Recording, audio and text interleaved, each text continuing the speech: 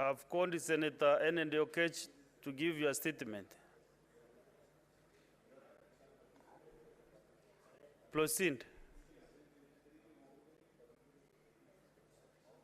Are you in there or we? Sorry? Yes, Senator for Nairobi.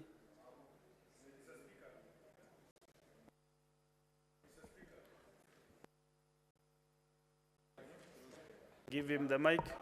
Mr. Speaker, I rise pursuant to Standing Order number 51. Yesterday there was a question and I wanted that you make a direction on this. The Standing Order speak of a statement hour.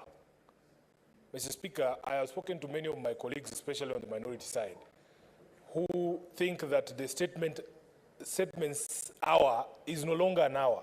It is taking too long, Mr. Speaker, and we are waiting for prosecuting of the other matters down the order paper, and we find that most of the time, like people who have motions, most of the time, even if the matter is on the order paper, they never get to prosecute the matter. So I wanted your decision, Mr. Speaker, your directive, that in fact, now that we have entered the statement hour, immediately 1 hour is done. Then other statements can be pushed to the next sitting, Mr. Speaker. Thank you.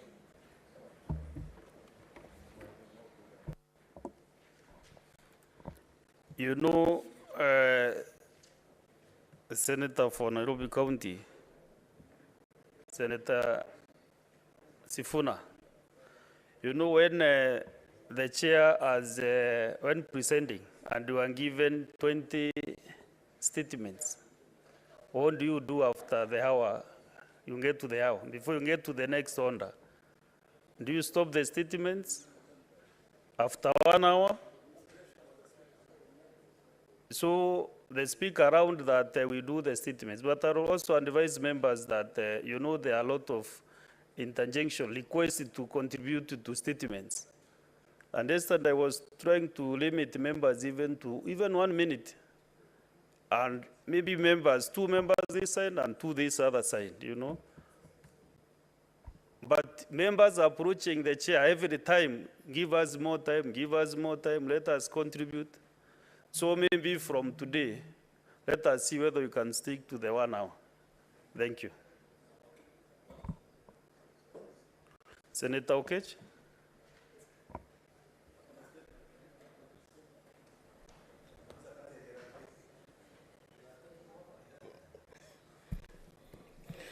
Mr. Speaker, protect me from the heckling by Chirargei, Senator Chirargei.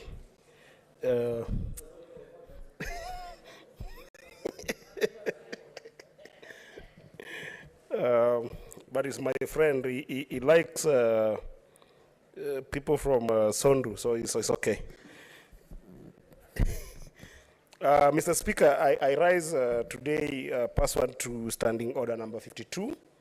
1, to make a statement on a matter of general topic of concern, namely concern over the predatory asset-based lending by microfinance lending companies in Kenya.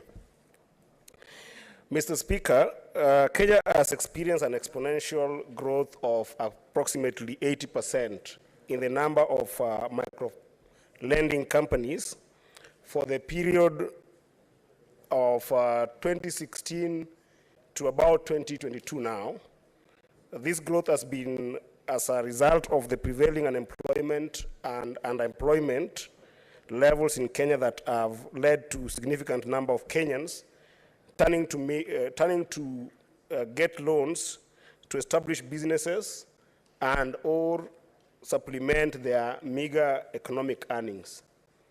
Mr. Speaker, it is noteworthy that formal banking and microfinance institutions loan facilities remain inaccessible to the average Kenyan due to their lengthy and complicated procedures and thresholds for accessing the loans, which are unfavorable to low-income earners.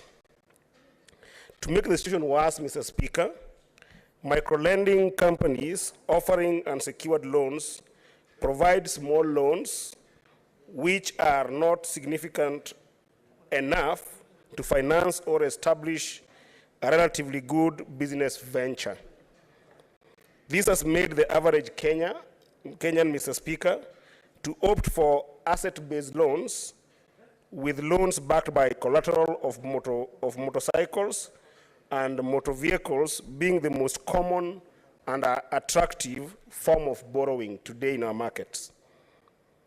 Mr. Speaker, microlenders such as Mogo, Watu, Progressive Credit, Tugende, and M-Kopa, who took up the space in this niche, are offering their products at exorbitant interest rates, usually averaging between 4.5% per month and about 5% per month, and generally going to about 54% per annum, Mr. Speaker.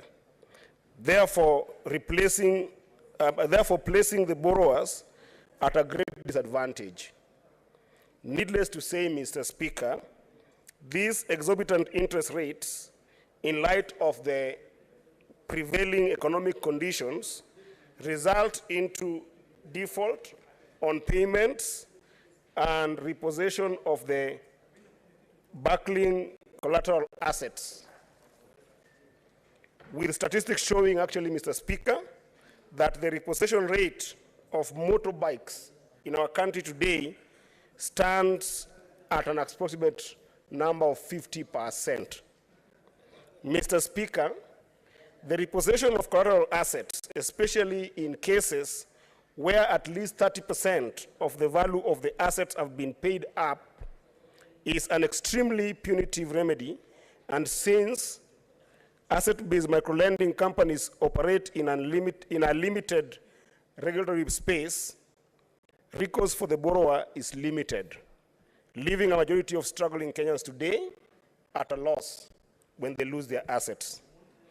Mr. Speaker, these high interest rate loans and the punitive remedies on default only exacerbate the unemployment challenge in the country by significantly reducing net revenues to businesses and leading to closure of businesses in extreme cases, with the end result being that the borrowers get trapped in a vicious circle of poverty, Mr. Speaker. And Mr. Speaker, there's need to protect the average Kenyans that find themselves in such situations of exploitation, to align the underlying contracts to the exigencies of the state and to ethical norms. I note, Mr. Speaker,